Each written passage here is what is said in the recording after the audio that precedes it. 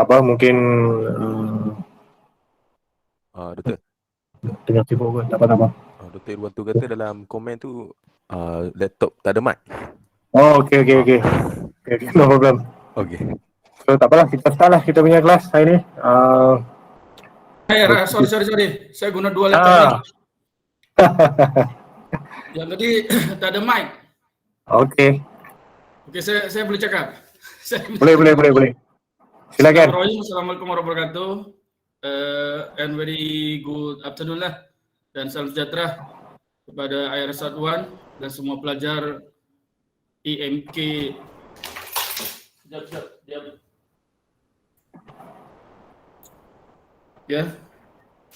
IMK 41003 Technologies in Society. Nah, so tenaga pengajar bagi subjek ini ada 2 orang. Saya Muhammad Irwanto as coordinator for this subject, and then the other lecturer is IR Sazwan.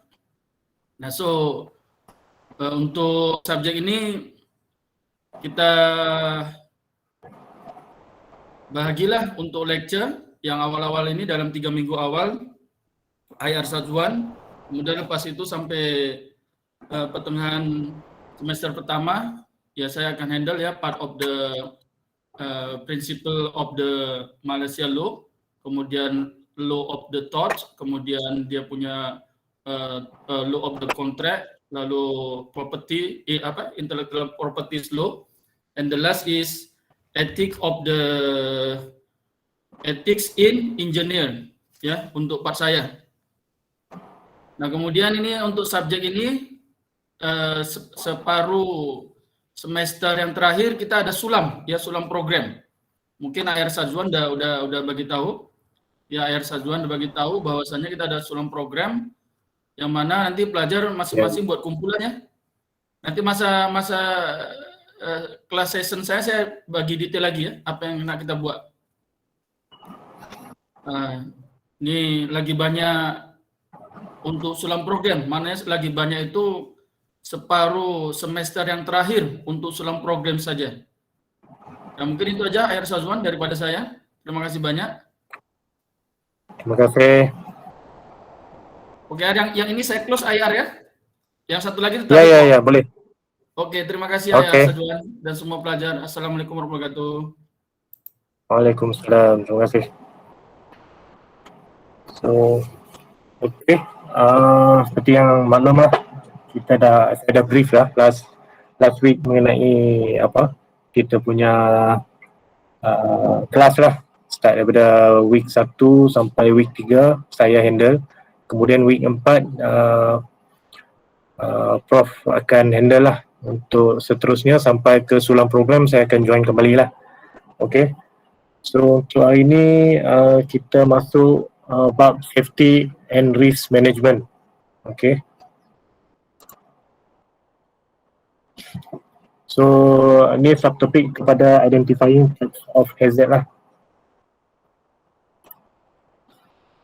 Okay, risk management. Okay, kalau kita tengok sini risk management and safety dia ada pecah kepada beberapa bahagian lah. Satu hazard, so dia punya sub classify of hazard, consequences and control of hazard lah. Yang kedua kita ada risk assessment. Risk assessment pun kita ada kualitatif dengan kuantitatif. Kualitatif ni more on subjektif lah. Kalau kuantitatif ni more on calculation. So dia ada different lah between tu. Kemudian kita ada ACTA,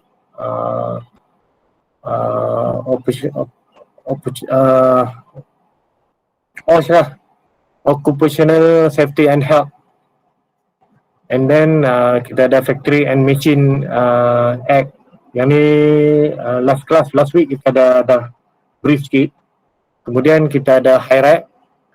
HIRAC ni minggu depan kita akan concentrate in detail lah. So minggu ni ada HIRAC tapi tak detail.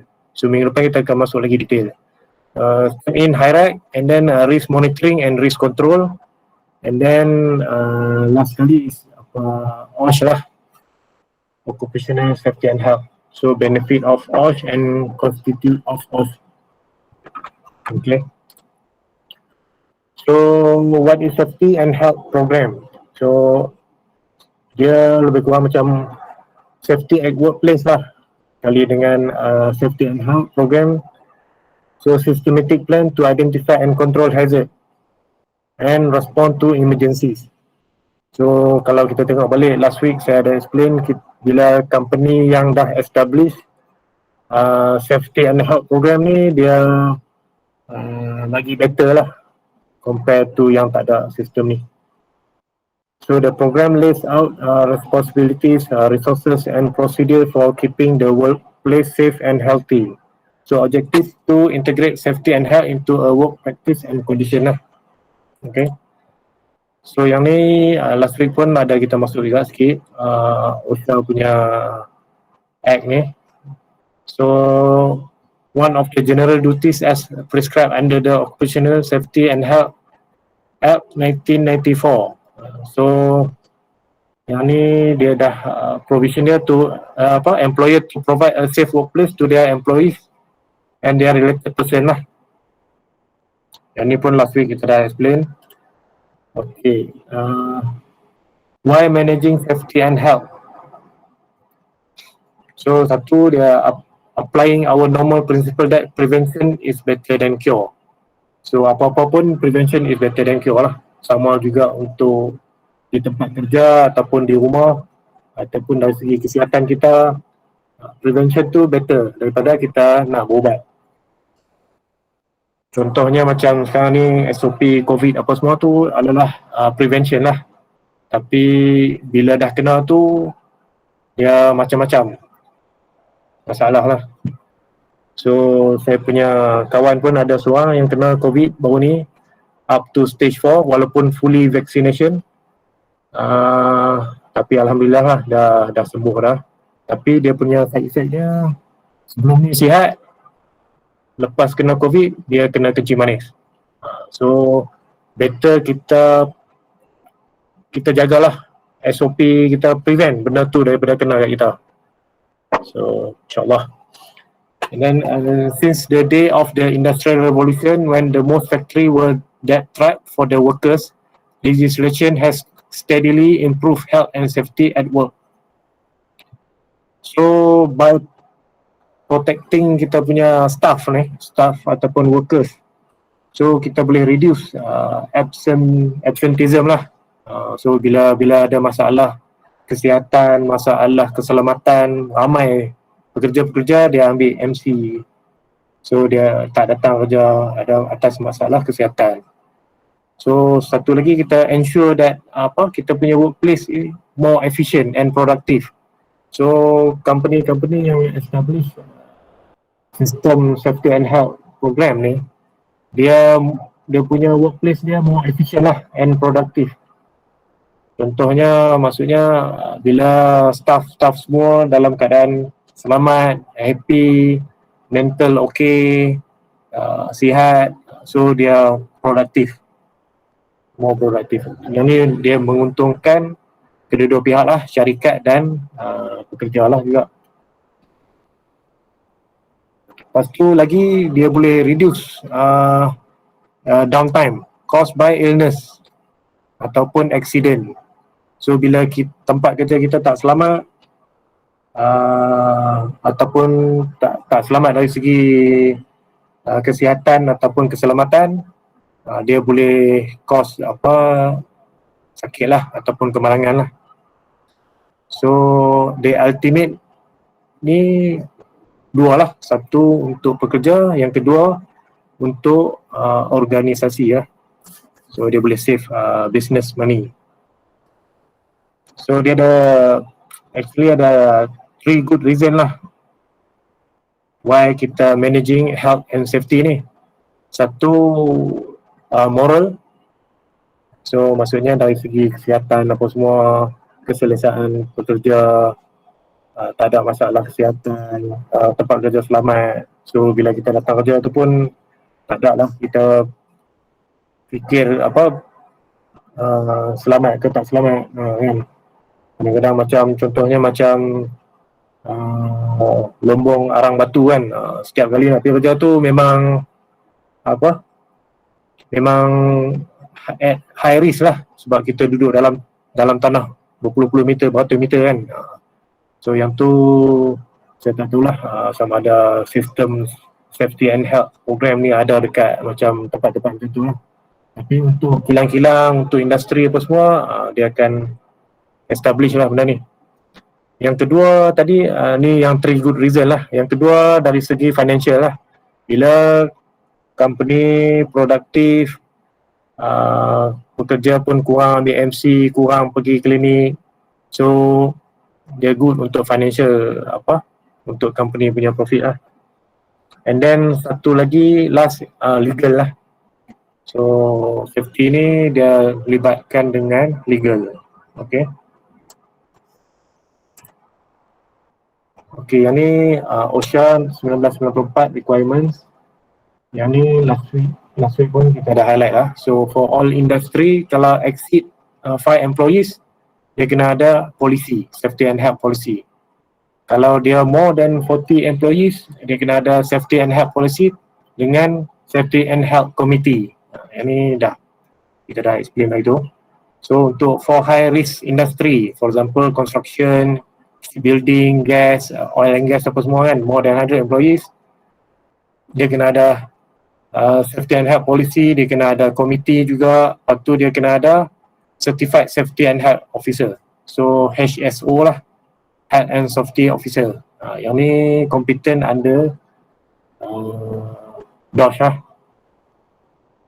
So for low risk industry other than the above mentioned industry, kalau greater than 500 employees, dia kena ada safety and health policy, safety and health committee dengan HSO juga.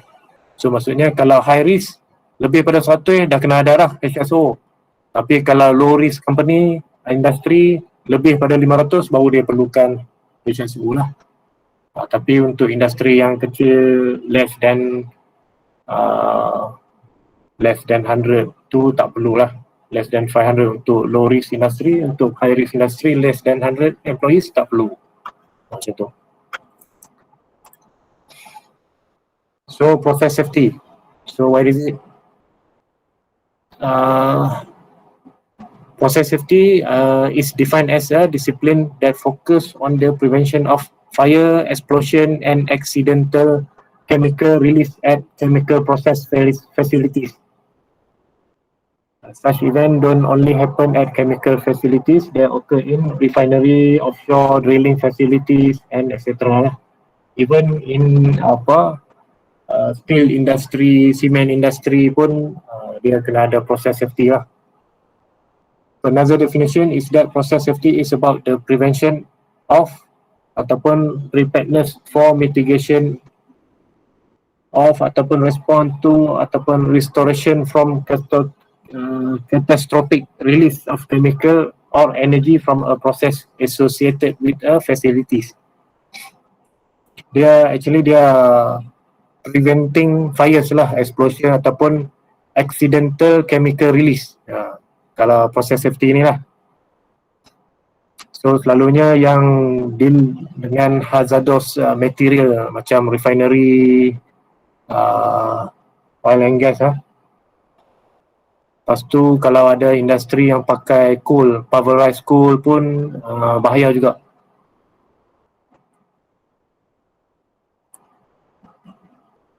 Okay, kenapa important sangat proses safety ni lah. So dia kalau importantnya proses safety ni dia sebab dia boleh boleh reduce potential ataupun prevent daripada major disaster lah. Dia kadang-kadang bila major disaster ni dia boleh pergi sampai ke catastrophic, sampai situasi yang menyebabkan penduduk-penduduk kena tinggalkan kawasan setempat tu yang tu dia jadi catastrophic lah. Okay. So kalau kita tengok ni proses safety yang kita implement lah kat tempat-tempat refinery atau oil and gas ataupun industri yang handle highly flammable material lah, macam coal dust, heavy diesel ke gas ke. So dia proses safety ni dia fokus dekat yang kita beritahu tadi lah, fire explosion, chemical release. So kalau kita tengok ni maintain safe isolation. Last week pun kita ada bagi tahu macam mana kita nak isolate daripada physical kita ada loto untuk electricity, kita ada physical isolation untuk contohnya macam yang ada pressure fluid ataupun gas, macam tu. Lepas tu yang kedua ni walk the line. Walk the line ni maksudnya kita observe lah, kita selalunya engineer ataupun supervisor dia akan jalan masuk ke dalam line dan observe, tengok taraf keselamatan equipment dalam plant. Yang tu, lepas tu apply prosedur ni contohnya macam kita ada PTW, isolation permit, lifting permit, hot work permit, cool work permit. Yang ni prosedur lah, yang ni dalam bila kita apply HIRAC tu benda-benda ni semua kena ada lah. Selalunya PTW permit to work. Selalu kalau kita dah establish safety and health program ni, kita ada proses safety, memang detail lah. Kita ada PTW complete dengan segala permit yang diperlukan lah. Yang kemudian sustain barriers, maksudnya macam kita isolatekan tempat-tempat tu lah. Control ignition source, yang ni contohnya untuk yang oil and gas ni dia penting. Maksudnya kalau bukan pernah lah, maksudnya kalau kamu nanti nak belajar ke tempat-tempat oil and gas nanti, kemungkinan handphone tak boleh dibawa masuk ke dalam plant. So handphone kena tinggal. Dia ada different type of communication kita guna dalam plant tu. Sebab handphone dia ada radio frekuensi lah yang boleh ignite. Kalau kita tengok dalam YouTube apa semua kan, dia guna handphone untuk nyalakan api, bakar popcorn lah apalah kan, ada dia tunjuk. Satu lagi ignition ni macam kebakaran ni dia bergantung dekat fire triangle lah. Kalau kita tengok fire triangle ni kita ada tiga main kriteria lah yang kita tengok. Satu, source of fuel lah, source of fuel. Yang kedua, bila ada oksigen. So item ketiga ni sumber bahan api lah, ataupun ignition lah, ataupun percikan api, ataupun scratch, apa-apa yang menyebabkan ignite ya. Yang tu dia akan complete fire triangle, so dia akan berlaku letupan atau kebakaran lah. Yang kemudian yang keenam, emosi. Emosi pun last week saya ada explain lah. Apa-apa benda yang kita ubah daripada sistem yang asal, dia kena ada emosi. So maksudnya bila kawan tu dah berhenti daripada kilang atau pension, bila new staff masuk, new engineer masuk, dia boleh refer ke emosi ni, dia tahu sistem tu dah berubah lah, tak macam original. Lepas tu kita kena tengok yang ketujuh ni respect hazard lah, type of hazard macam mana. Kena tahu dia punya sign tu bahaya apa, mudah terbakar ke, mudah meletup ke, ataupun mengandungi chemical berbahaya. Kemudian yang ke-8, stay within operating limit. Maksudnya kalau kita ada gauge tu meter yang kita observe dekat dalam plant lah, selalunya macam compressed air pun dia ada gauge, hydraulic system pun dia ada gauge, gas. semua liquid lah, water system, yang mana yang ada pumping system dia akan ada gauge lah. So macam mana kita nak monitor, sebab tak semua engineer ataupun technician hafal lah berapa operating range, berapa limit dia. Selalunya apa yang kita implementkan dekat kilang-kilang ataupun dekat site, kita akan labelkan limit lah, range dia daripada berapa ke berapa. Contohnya macam transformer oil yang duduk di transformer lah, dia akan ada gauge temperature. So at normal condition berapa degree C, at worst condition berapa degree C. Means at worst condition tu yang dalam tolerance untuk beroperasi lagi lah. Kalau exceed the limit, then sama ada sistem tu akan trip sendiri ataupun bagi alarm ataupun by monitoring system lah. Apa yang kita buat checklist ke apa kan, kita punya technician selalu pergi tengok, macam kilang-kilang dia akan ada checklist lah untuk setiap hari, setiap minggu, untuk kita check benda-benda ni lah. Operating limit, kalau exceed limit dia akan info. Lepas tu stop if the unexpected occurs. Maksudnya kalau kita tengok benda tu apa, tak macam normal lah, something abnormalities, so kita kena info dekat kita punya supervisor ataupun penyelia kita ataupun safety ke, so immediately dia akan stop lah work tu daripada diteruskan. So yang terakhir sekali, watch for a weak signal. Apa dia ni weak signal ni? Weak signal ni lebih kurang macam atau random atau disconnected piece of information. Maksudnya information yang dia bagi hint ya, dia tak banyak. Contohnya macam switchgear lah, switchgear elektrik. Kita ada corona dalam switchgear tu. Kalau kita selalunya kalau medium voltage to high voltage, kita akan dengar corona lah, corona discharge yang berlaku dalam tu. So bila selalunya kalau sekarang ni kita dah ada device untuk detect corona discharge dalam switchgear. Maksudnya bila dia detect ada discharge dalam switchgear tu, dia akan trigger lah, means something not right happen dalam switchgear tu. So contoh-contoh dia macam tu lah, dia sign yang lemah lah, kita tak nampak dengan mata kasar tapi mungkin ada sistem yang boleh detect dia.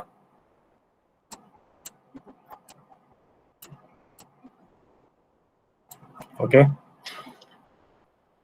so next kita tengok difference between safety, hazard and risk lah. Okay, safety or loss prevention, the prevention of accident through the use of appropriate technologies to identify the hazard of a chemical plant and eliminate them before an accident occur. Ini safety. Kalau hazard, a chemical or physical condition that has the potential to cause damage to people, or property or the environment.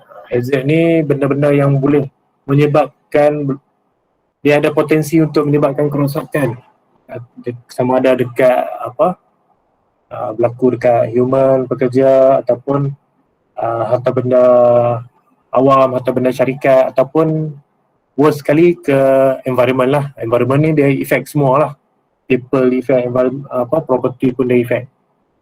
Okay, kalau kita tengok risk, a mixture of human injury, environmental damage or economic loss in terms of both the incident likelihood and the magnitude of the loss or injury. Risk ni bila kalau kita tengok gambar sebelah ni, nak bezakan between hazard dengan risk lah. So kalau kita tengok orang kalau duduk kat tepi pantai ada jerung, tu hazard lah, maksudnya kemungkinan berlaku. Tapi kalau dia dah masuk berenang dalam laut tu, walaupun ada ikan jerung, so dia mengambil risiko. Itulah beza antara hazard dengan risk. So okay, kita tengok apa tu hazard. Okay, hazard condition with the potential of causing injuries, disease, damage to equipment or structure, loss of material or lessening of the ability to perform a prescribed function. Maksudnya dia kurang ability untuk melakukan apa tugas hakiki dia lah. Damage to the environment or a combination of above. Dia something that can cause harm if not controlled. Hazard ni. Contohnya macam tadilah gambar ikan tadi tu. Kalau walaupun kita duduk tepi pantai tapi kalau kita tak kontrol kaki duduk masuk ke air juga. Sorry yang saya pakai bahasa utara. Masuk ke air juga. So kemungkinan dia boleh jadi harm jugalah. Okay.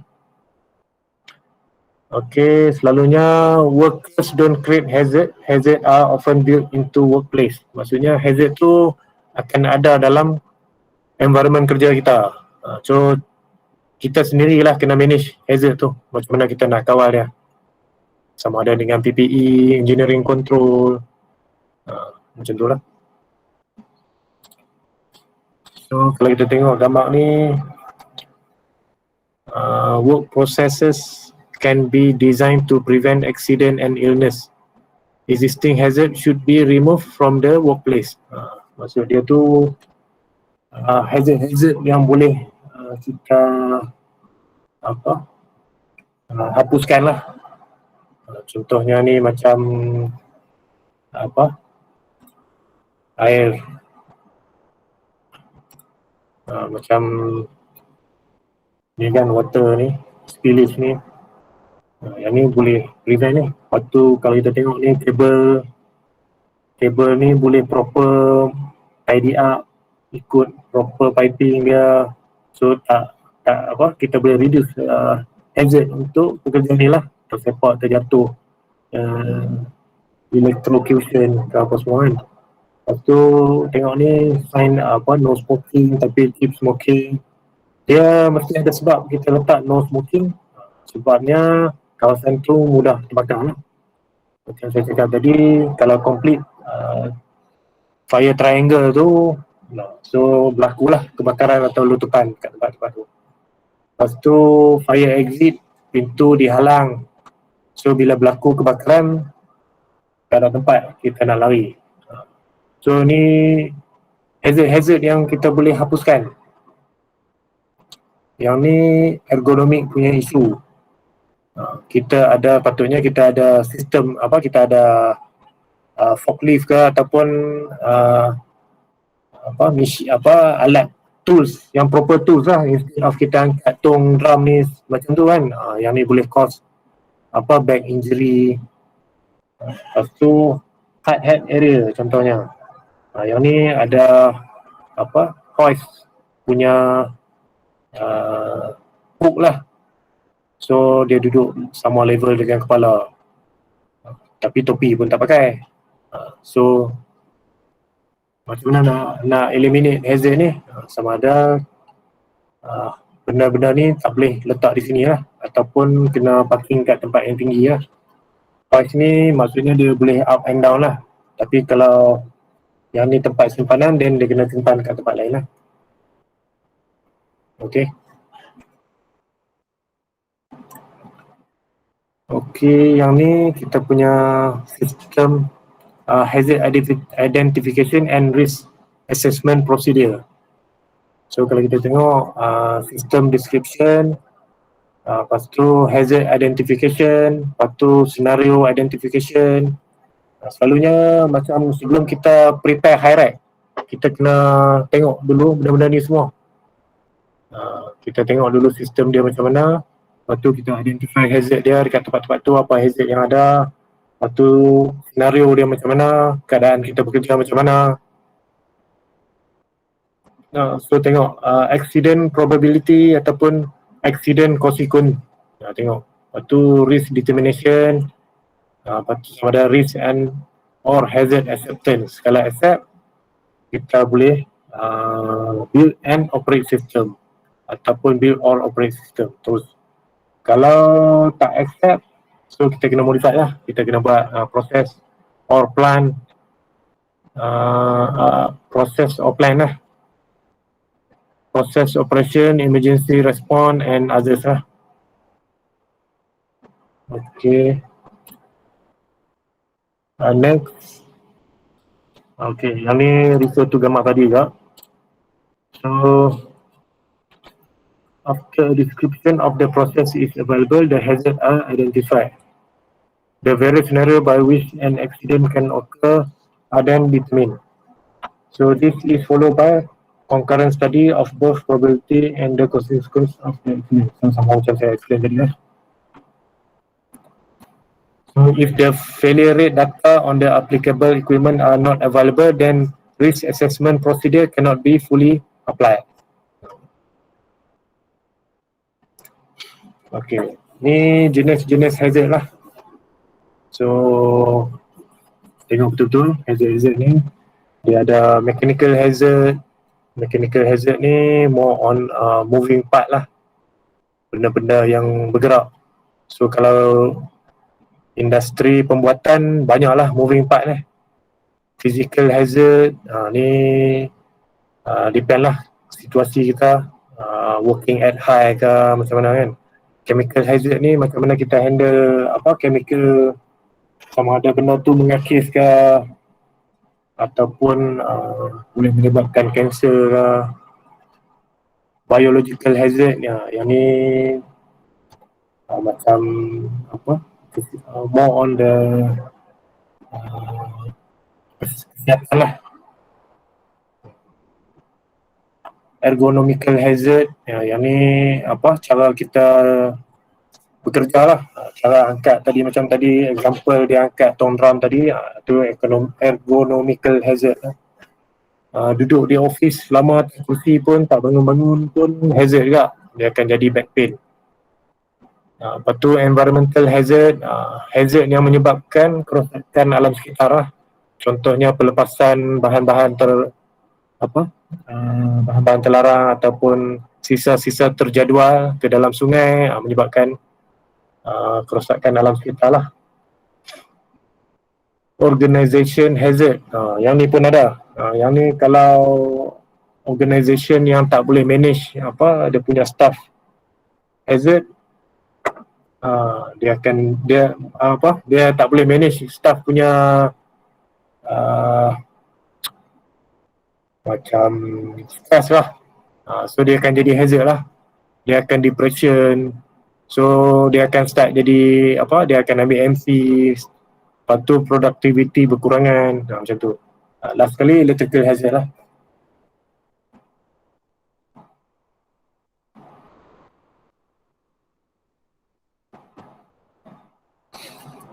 Okay. Okay, kita tengok contoh-contoh mechanical, physical, chemical, apa dia punya contoh lah. Hazard, mechanical, moving part, friction, benda yang bergesek, abrasion yang mengakis, cutting benda-benda motong, steering, stabbing, thrusting, semua ada lah. Physical, noise, vibration, lighting, hot and cold, fire and explosion. So kalau hot and cold ni macam mana? Exposure to extremely cold environment pun hazard juga, ataupun exposure to hot environment. Contohnya sama ada kita duduk dekat furnace ke, ataupun kita duduk bekerja atas atap rumah, atas ceiling, atas bumbung lah. Atas bumbung waktu tengah hari tanpa memakai proper PPE lah. So kepala kita dia ada certain temperature yang dia boleh accept. Kalau lebih pada tu dia akan jadi stroke apa. Contohnya tu lah. Lepas tu kalau chemical hazard ni more on gases, dust, fume, vapor, liquid, chemical substance and agent, toner, paint fume, ni semua chemical punya hazard lah. Biological ni infection, bacteria, virus, parasit, infection. COVID-19 ni kira kategori biological lah. ergonomical, poor design of tool and equipment, manual handling. Yang tadi tu angkat tone drum tu kan dia kategori manual handling lah, patutnya dia pakai proper equipment lah untuk handle tone drum tu kan, sama ada forklift ke ataupun wheelbarrow ke, yang proper lah dengan keadaan kerja yang baik. Keyboard work, ni yang duduk kerja dekat office lah. Environmental, working under extreme sunlight and bad light, rainstorm. Ni yang environmental. So sorry yang tadi physical, yang matahari tu dia jatuh under environmental lah. Organization, stress, shift work, harassment, discrimination. Stress ni selalunya kalau overloaded lah, kerja berlebihan, tak cukup rest. Shift work ni apa benda yang menyebabkan dia ni? Shift work ni selalunya bekerja dalam shift ni dia tak tentu dia punya time tidur. So kadang-kadang kalau dia depend on organisation lah. Sometimes dia ada 2 shift satu hari, dia ada 3 shift satu hari. Standard dia akan pakai 3 shift lah. Sebab 3 shift ni normal working hours dia 8 jam lah. Kalau 2 shift satu hari dia akan jadi 12 jam. Maksudnya 12 jam bekerja, 12 jam dia nak rest. Tapi kalau kita tengok balik 12 jam dia bekerja, 12 jam dia bekerja, maksudnya 1 jam awal dia kena prepare untuk datang kerja dan 1 jam selepas kerja tu prepare untuk balik. So maksudnya lebih kurang 14 jam sebelum dia boleh rest lah. Yang tu dia boleh jadi hazard lah untuk dia. Harassment, ni macam gangguan lah. Okay. Lepas tu yang last kali, electrical hazard, crack wire, poor connection, overloaded circuit, improper grounding, damage insulation. Okay, since kita semua ni electrical, crack wire ni sebab apa? Crack wire selalunya kabel ni dia ada lifetime dia. Dia ada lifetime dia. Contoh selalunya kabel-kabel yang dalam panel lah. Yang dalam panel yang expose. Kalau dia expose to sunlight ataupun expose to temperature yang panas, dia akan mudah crack. Bila dia crack ni dia akan brittle, dia akan jatuh dia punya insulation dan tinggal bare wire lah. Bila tinggal bare wire ni, dia kalau dia tak touching mana-mana, sistem tu tak akan trip. Tapi bila kita tersentuh bare wire tadi, dia akan jadi ni lah, electrocution lah, dia akan short. Poor connection ni contohnya kita ambil mudah lah, kita beli lampu, contohnya dekat pasar malam lah kata contohnya kan, pakai lampu connect daripada generator, dia tak pakai proper plug. Maksudnya plug top tak ada, dia pakai jolok wire dekat dalam switch tu ya. Ataupun dia buat wire pintar pusing-pusing tu ya. Tu poor connection lah. Yang tu sangat bahaya. Overloaded circuit ni macam kita ada extension cable, extension wire, kita pakai banyak. Lebih daripada rating dia lah. Kapasiti dia. Improper grounding. Dalam electrical ni grounding paling penting. Kalau tak ada grounding, memang sistem kita tak akan berfungsi dengan sempurna. So siapa yang buat final year project, make sure grounding dia kena proper. Kena, kalau ada banyak circuit, setiap circuit tu kena interconnected grounding dia. Maksudnya grounding dia kena berhubung. Kalau tidak, jadi macam saya pernah buat dulu masa buat final year dulu, circuit dia tak berfungsi dengan elok. Last kali baru kita detect lah kata grounding dia tu tak okey. And then damage insulation. Damage insulation ni lebih kurang macam crack wire tadi lah. Tapi dia boleh damage dari segi puncture ke ataupun aging ke. Kalau macam contoh HT cable lah. Dia macam-macam jenis, ada XLPE, ada PVC, ada paper insulated. Paper insulated ni dulu-dulu lah, tahun 80-an banyak yang pakai paper insulated lah. Paper insulated ni dia ada lifetime dia. So lama-lama paper tu dia start water akan masuk ke dalam insulation tu dan merosakkan insulation.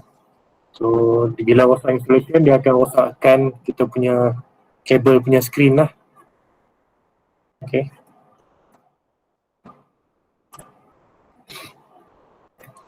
Okay, hazard identification and risk assessment. So yang ni yang berlaku dekat ISO Longford Gas Plant Explosion tahun 1998 lah. So dia berlaku major explosion and fire occurred at ISO Longford Gas Processing Site in Victoria, Australia. 2 employees were killed and 8 others injured. So the incident caused the disruption of plant 1 and shutdown of plant 2 and 3 at the site. So yang ni yang menyebabkan kerugian besar lah.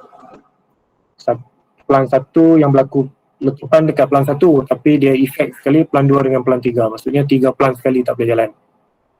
So a process upset in a set of absorber eventually caused a temperature decrease and loss of flow of lean oil. Lean oil ni minyak yang nipis lah, lean. Okay. This allow a metal heat exchanger to become extremely cool and brittle. So bila operator restart a flow of the lean oil to the heat exchanger, it ruptured and then releasing a cloud of gas and oil. So bila ada fire triangle tadi, gas and oil dah release. Oksigen memang kita punya oksigen 23% memang ada lah oksigen level. Lepas tu tunggu spark lah. When the cloud reach the end ignition source, the fire flash back to the release and exploded. So macam contoh macam Aita lah, bila kemalangan, bila berlaku kebocoran dekat dia punya tangki petrol dia, kalau tak ada percikan api, selamat. Bila berlaku percikan api, so kadang-kadang aksiden tu sikit ya, tapi bila berlaku kebakaran tu dia jadi serius. Okey, ni gambar tu lah ISO yang masa kejadian tu tahun 1998 tu. Ni dia kategori katastrofik lah. Okey. 25/9/98.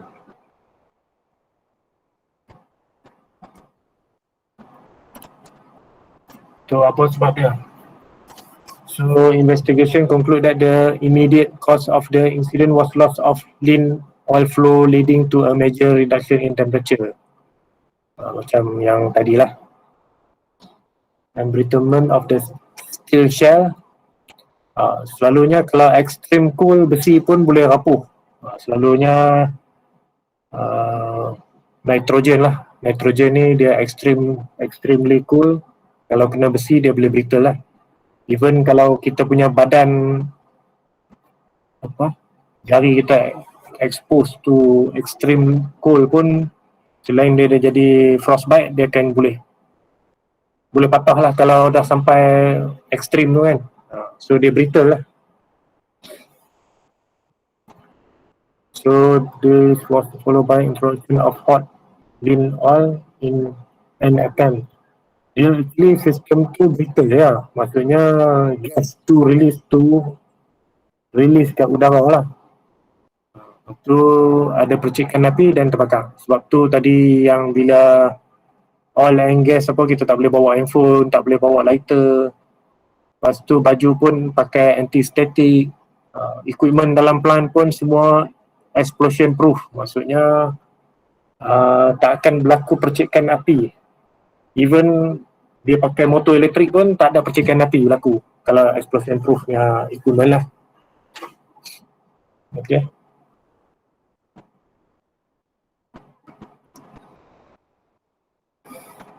So In the end, they had to shut down the plant and left the state without power or gas for over 10 days. So causing major industrial disruption and job losses. Tu sampai yang ni kategori katastrofik lah. Bukan takat kilang tu ya. Kawasan-kawasan apa satu negeri tu tak ada elektrik. Gas pun tak ada. 10 hari. So very dangerous.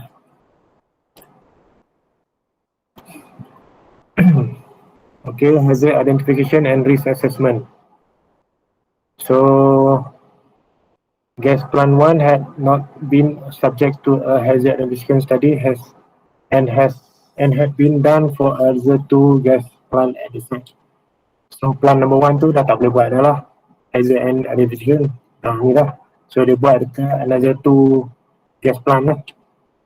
So a hazard and operability review (HAZOP) has been planned in 1995, but never carry out flow and temperature deviation like those that occurred in Longford Plant Number 1. Are systematically reviewed as part of the HAZOP study. Therefore, the hazardous sequences of this deviation were never identified. So this lead to other management safety issue. Procedure and training will be incomplete or inadequate. So operator will have no knowledge of the seriousness of the deviation. So they will not know what to do and as in this case can take the wrong action. Okay, maksud dia ni bila tak ada safety and health program dekat tempat tu, so pekerja pun tak tahu nak buat apa bila berlaku macam tu lah. So penting ya kalau kita tengok apa slide tadi yang tidak yang ni. So kita tengok dia kena ada komiti apa semua, safety and health, HSO apa semua.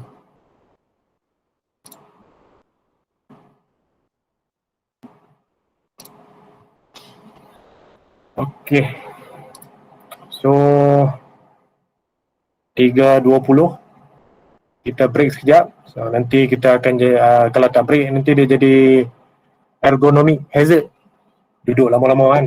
So kita take 10 minute break. So kita continue 3.30 lah. So hopefully kita punya kelas boleh complete before 5 lah. Sebab ada sebahagian pada student-student kita yang ada kelas pukul 5. Okay. Ya, betul.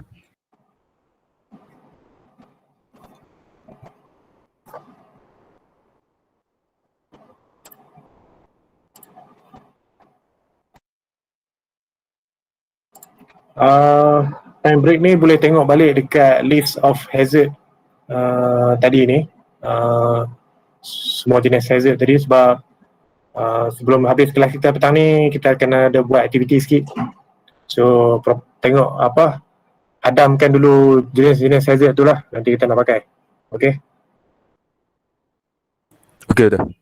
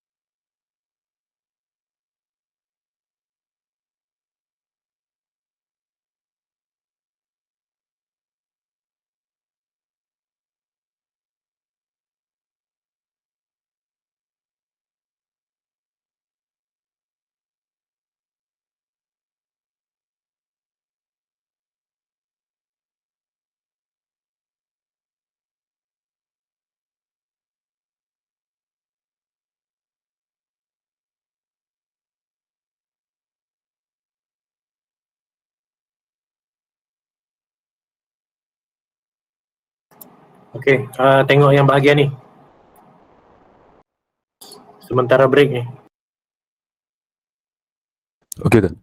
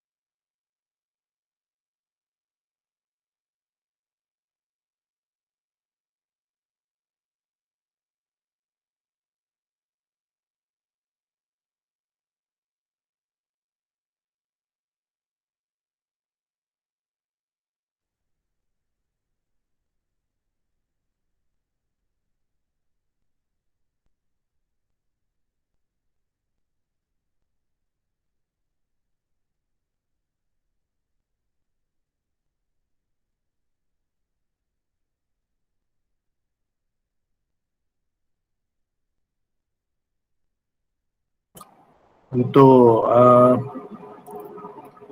sebelum habis kelas nanti tu, aktiviti kita nak buat tu semua partisipan, maksudnya setiap seorang kena bagi satu jenis hazard lah.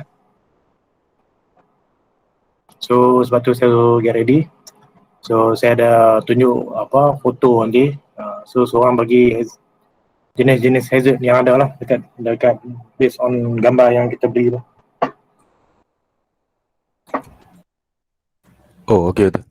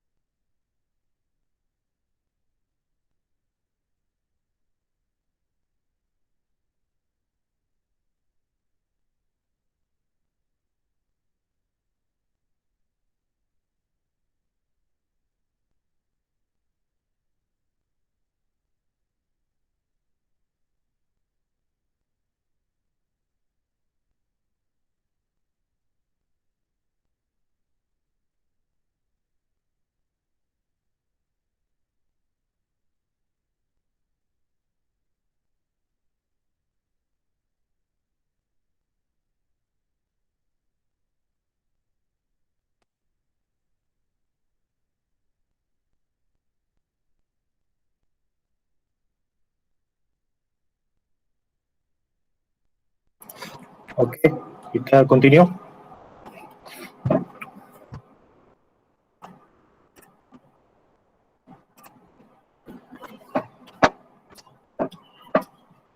So ini bahagian kedua, interpret and controlling the risk. Dengar? Dengar. Okay. Dengar. Nanti duk cakap seorang lah. Okay, risk management strives to reduce hazard to acceptable level of risk in the context of hazardous material. It means ensuring the risks are acceptable or tolerable to employees and the public. So before we can manage such risks, we must first understand them. This involves conducting risk analysis, a quantitative evaluation of the consequences of the incident and their likelihood. So kita akan tengoklah macam mana risk management ni. Okay, having evaluated the risk, judgment need to be made about risk acceptability. This process is referred to a risk appraisal.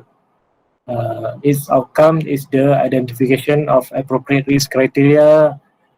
So this vary according to the risk receptors, which could be employees ataupun public, environment atau financial impact to the corporation. In contrast to the risk analysis and objective and technical ataupun engineering activity, risk appraisal involves subjective value judgment in a risk assessment. Okay, the result of the risk analysis are compared against the risk criteria in order to draw conclusion about risk acceptability. So gambar semua tu tak clear, kita tengok next. Okay, first step in risk analysis is to identify hazard. So strategi pertama kita akan buat proses identifying hazard. So process hazard analysis, depending on the plan or process system, a large number of release scenario can be identified. Risk analysis typical identify only a limited number for evaluation purpose. We have some sort of identification and screening process. This should cover the range of potential impact. Thus, worst possible and worst credible type scenario need to be identified. Okay. So, yang ni example, given that a potential release has been identified, the hazard identification phase should also include consideration of post-release influencing factor.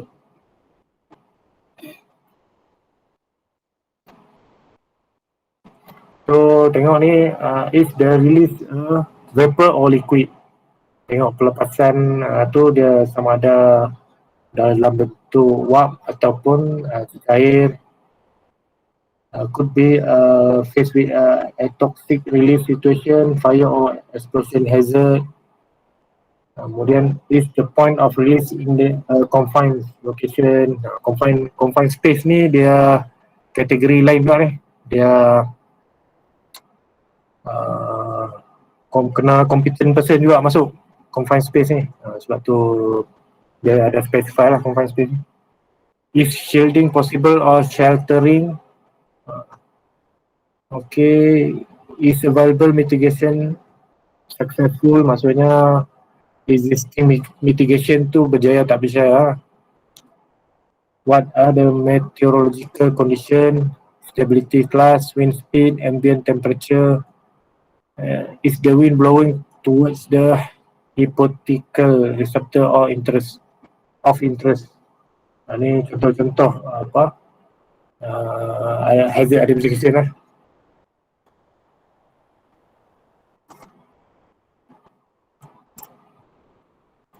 Okay, in order to fully understand a risk, a detailed description is necessary so that a common understanding of the risk can be identified and ownership ataupun responsibilities may be clearly understood.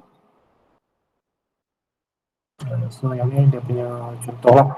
name or title of the risk, statement of risk including scope of risk and detail of possible event and dependencies, nature of risk including detail of the risk classification and time scale of potential impact, stakeholder in the risk ataupun both internal and external stakeholder.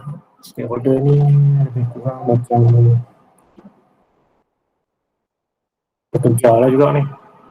Internal external ni apa, masyarakat pun dia kira stakeholder. Risk attitude, appetite, tolerance limit for the risk and or risk criteria, likelihood and magnitude of event and consequences should the risk materialize at current ataupun residual level. Control standard required, target level of risk or risk criteria, existing control, accident. Mana ni kamu boleh baca lah, banyak lah ni. Okay, kita tengok yang ni ya. The main step in the process are, yang pertama, identify the potential hazard. Contohnya risk control, estimate the consequences, estimate the frequency of the various consequences, determine the risk without considering any new safeguarding. Example, risk control, determine the risk with propose a new safeguarding, and then evaluate economic impact of proposed new safeguarding, compare environment in risk versus economic impact, optimize as far as possible, propose modification if needed to reduce risk to achieve acceptable standard. Kita tengok yang ni. So ni type of risk lah. Kita tengok dia ada individual risk, societal risk, chronic risk, acute risk, property risk, last kali voluntary risk. Voluntary risk ni. So kita tengok apa benda risk ni. Okay, individual risk, risk posed to an individual who is exposed to a hazardous activity. For example, the annual risk of death due to smoking for an individual smoker is about 1 death per year per 330 individual who smoke. Maksud dia 0.3%. 0.3% tak tinggi sangat.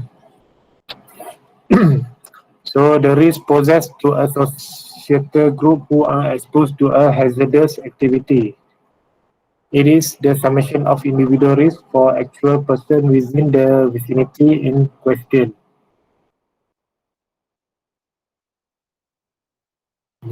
Social group. Chronic risk typically is the environmental risk arising through release into water, soil and the atmosphere. Chronic ni sama dengan long term effect lah, such as kalau ni apa, cancer.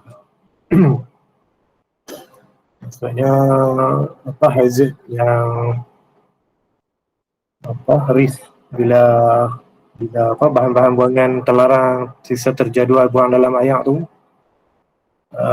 so dia efek efek dari segi ikan, apa, haiwan, even manusia pun ada efek lah. So dalam apa, kalau tengok cerita Dark Water, ni pasal cerita pasal ni lah, company yang release continuously apa, sisa terjadual ke dalam air lah. Dia jadi satu perkampungan tu jadi tak normal lah. Anak-anak orang pun dia jadi cacat apa semua kan, lembu-lembu gigi jadi hitam apa semua. Tu long term effect lah. Chronic risk. Okay, next.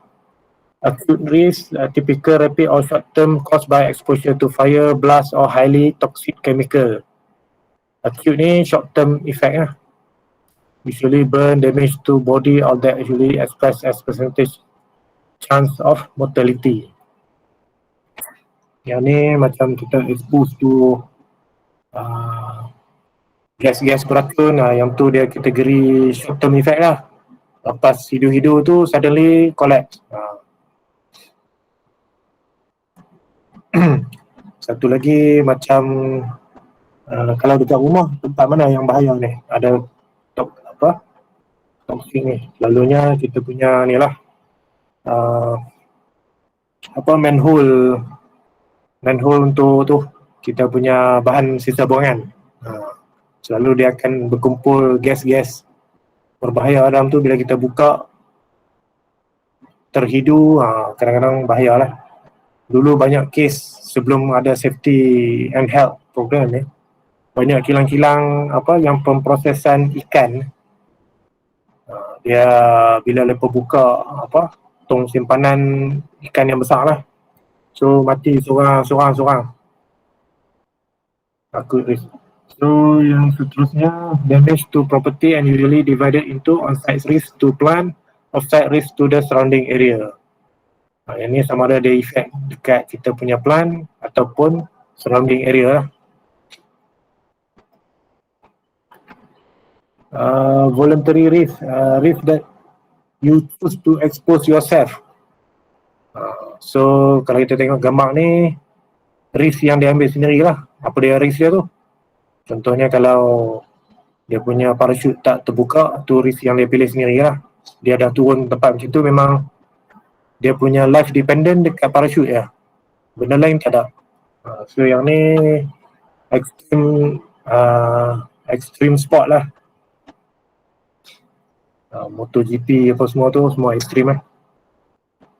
Skydiving, rock climbing, skiing pun dangerous lah sebab dia main daripada atas gunung. Okay, next kita tengok risk management. Kita ada identification, prioritization, searching and reviewing the risk control. Kita ada assessment, and then coordinate and economical apply the resources. So okay, kita tengok kita ada identify, access, respond, and then monitor. So once a risk is identified, it is access, responses to manage the risk are agreed, and process is monitored. Maksudnya dari masa ke semasa kita akan monitor lah.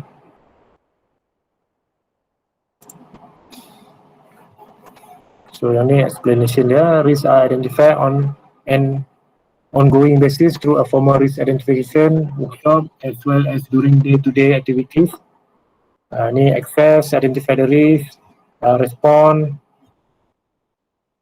Yang ni kita tengok take several possible action that can be taken to reduce the likelihood of the risk occurring or the impact of the risk.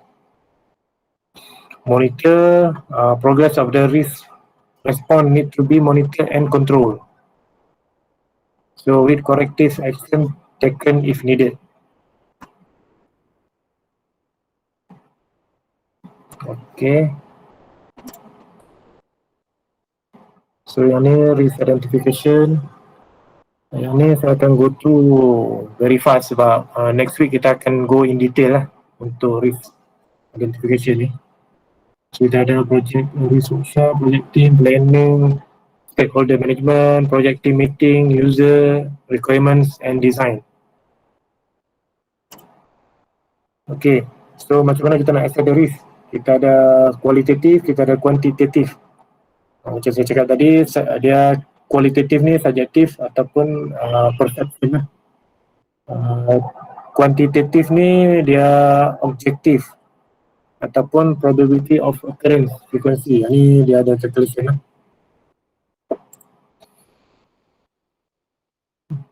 So kualitatif ni subjektif.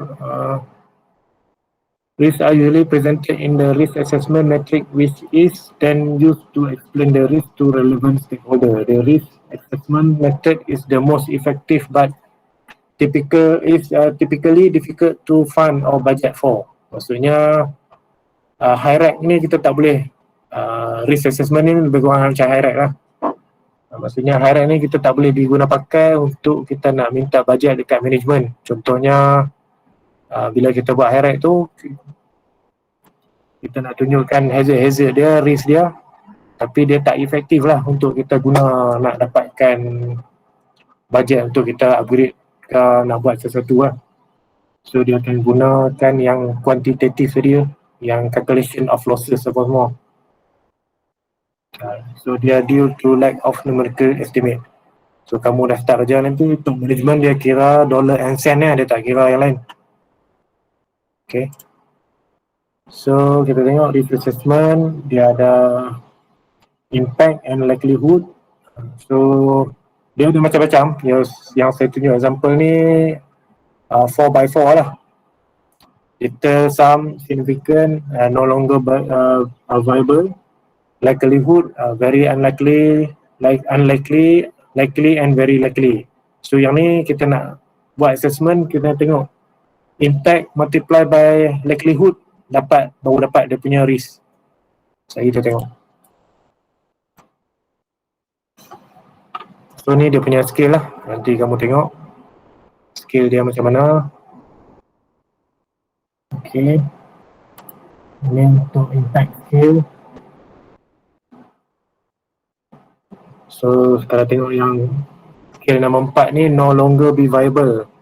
So maksudnya sepatutnya tak proceed lah. So dia kena buat engineering change ke dan sebagainya lah. So kita tengok balik impact scale dengan yang tadi likelihood dengan impact scale tu dia akan combine jadi macam ni lah. Impact, likelihood.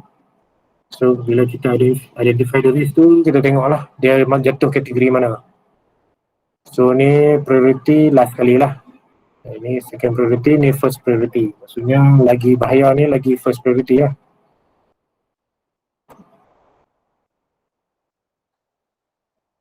One, two, three will be accepted, no action will be taken. 4 to 8 maksudnya multiply dia punya value ni lah, 4 to 8 using the most appropriate risk response. 9 to 16 yang ni risk may be in project being cancelled atau on hold. So yang ni dia tak banyak lah. Kalau yang ada yang sampai 5, 6, 10 risk, 10 likelihood, 10 risk impact pun ada. So yang ni contoh risk assessment lah. High pun macam ni lah. Contohnya dia punya hazard dia transporting BBQ equipment and supplies to ataupun from event location. Dia punya consequences dia manual handling, muscular stress, physical injury. Person affected, contractor ataupun employee. So existing control measure use BBQ with wheels. Maksudnya dia pakai tools yang betul lah. Tak ada lah dia angkat usung tong BBQ tu. Plan transport route ahead of time. Use safe manual handling technique. Use trolley ataupun share heavy load. So severity dia kategori 2, likelihood dia 2, total risk dia multiply lah, dapat 4. So additional measure. So bila kita dah ada ni hazard ni, kita tambah additional measure, dia punya risk dia makin berkurangan lah. Dan seterusnya. Okay. So kita tengok example yang kedua. Ni kayu-kayu yang di stack improper. So wood that has been used was compiled in unsuitable place. So effect dia worker mungkin terjatuh atau fall down. Worker might be step on the sharp end, nails and causing injury. So hujung-hujung yang tajam ataupun paku-paku lama yang terbiar. Current risk control tak ada. Dia punya severity score dia, risk ranking 6. So jadi medium lah. Risk control dia suruh pakai PPE. And then establish housekeeping practice. Put a sign notice. Maksudnya dia kena barricade ke tempat ni supaya orang tak access. Macam tu. So ni lagi satu example untuk concrete block lah. Sebelum dia bubuh konkrit ni, selalunya dekat belah-belah KL bila buat monorail ke LRT punya rail tu, dia akan buat ni lah. So hazard dia stagnant water in hole at construction site. Dia punya hazard dia water, stagnant water ni. Effect dia breeding of Aedes, mosquito, worker can fall into it. Licin lah, mungkin jatuh ke dalam tu. Current risk control tak ada. The area secured by only putting wooden block. Ni dia letak kayu So probability dia 3, severity dia 3, score dia 9. Dia jadi high lah. Yang ni fall ni kemungkinan nak fall tu tinggi, tapi severity dia 2, 8. So recommended action dia, risk control dia to cover up the hole lah. Maksudnya dia kena sama ada sedut ayak tu ataupun tutup lah, jangan bagi ayak masuk. Put a safety line around the area lah. Maksudnya open lagi besar tempat tu, put a safety line.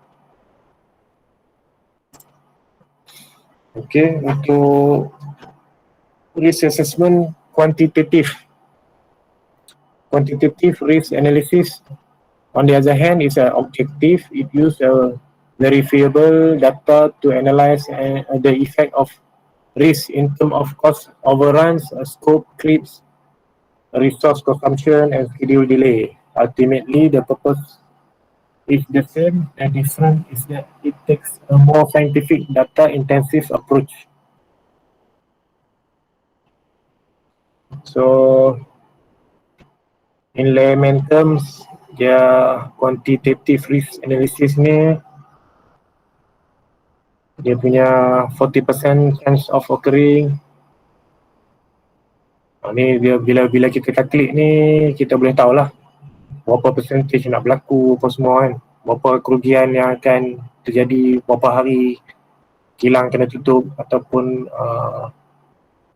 so bila kita pakai kuantitatif ni kita detail lagi lah, kita punya dapat buat assessment. So yang ni frequency and severity rates.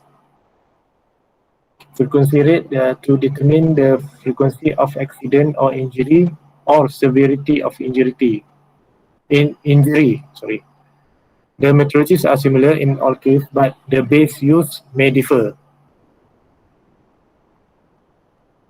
So, A, the event for which the frequency rate is to be computed.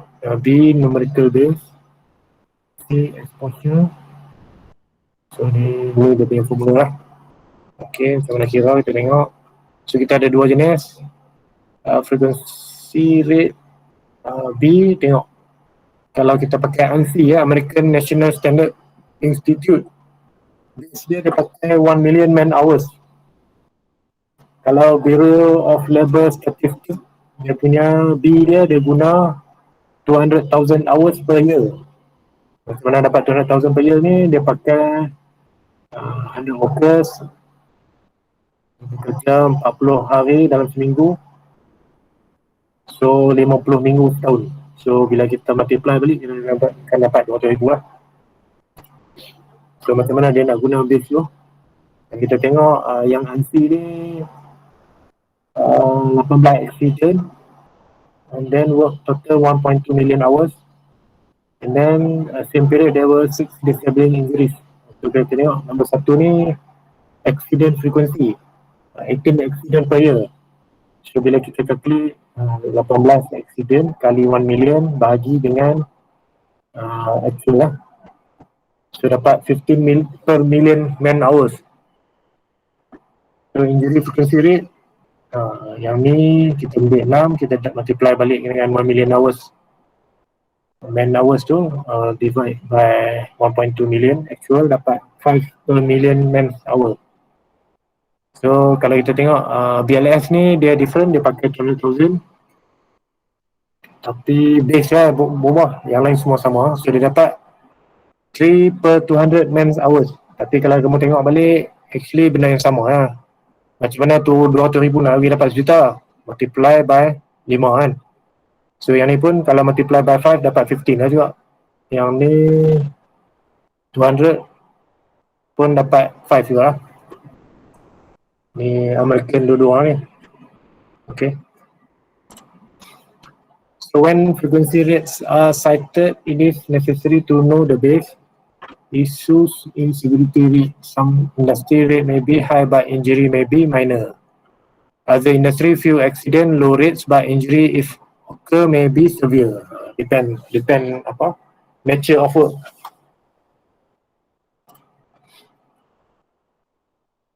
So yang ni kita pakai NC untuk time charges in the disability injury severity rate. Disability tadi, okay, fatality or permanent total disability time charge 6,000 days. This is days of life expectancy of the average workers. Okay. Loss of air sama dengan 1,800 hari, loss of both air 3,000 hari. Yang ni semua data-data dalam standard NC standard. Okay, yang untuk tadi dia calculate 6 disabling injury resulted in 240 days losses. 240 times 1 million bagi 1.2, kita dapat 200 days per million man hours. So average severity per injury dia ada dua cara lah. Satu divide by total of injury tu, ataupun injury severity rate divide by injury frequency rate.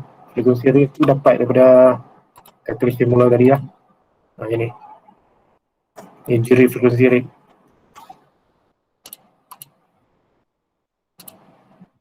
Okay. So yang ni to calculate cost using BLS method. Tadi ANSI ni BLS pula. Example for equivalent to 10 incident per 200 man hour per year. So average one fall accident cost USD 1,000. So ni 200,000 ni dia calculate based on ni lah. If a construction site employ 200 workers, the estimate of all related cost is 200 times 40 times 50 bahagi dengan 200,000 lah, sama dengan 2 injuries. So dia punya 1 injuries dia estimate 1,000, so estimated lossesnya 2,000 US dollar per year lah.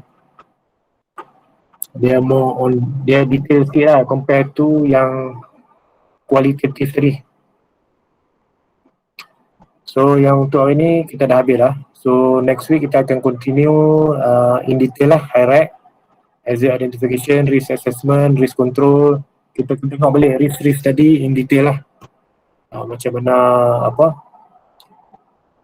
risk, electrical risk, ergonomical risk, yang tu in detail.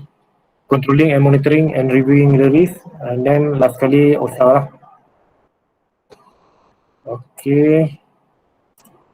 So don't like the class yet. Okay, ini aktiviti kita yang saya beritahu tadi tu. Okay, saya nak apa, semua orang participate. So at least tak ada lah saya cakap seorang-seorang kan. Macam mana nak buat saya ingat seorang-seorang kot buka mic, cakap satu hazard ya, based on gambar yang saya bagi nanti. Dan saya akan record lah hazard tu apa benda. So nanti saya akan share balik based on gambar tu hazard apa yang semua ni lah. So kita ada at least berapa gambar banyak juga. Apa kita ada berapa, 70 lebih kurang 73 70 orang lebih lah. Okay. Saya nak bagi tahu dia kategori apa, mechanical hazard. Lepas tu bagi tahu lah hazard dia apa. Kalau chemical hazard, apa hazard dia. Okay. So kita tengok. Okay. Saya bagi contoh satu lah. Saya bagi contoh satu.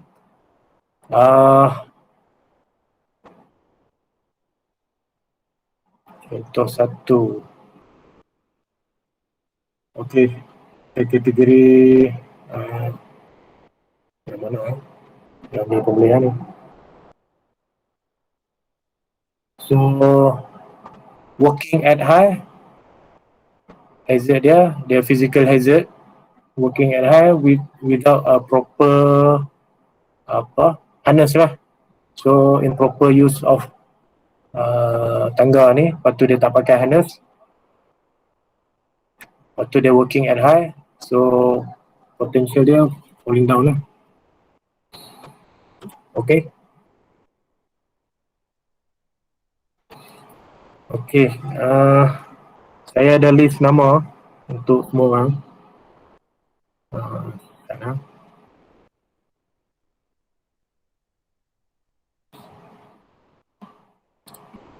Sekejap.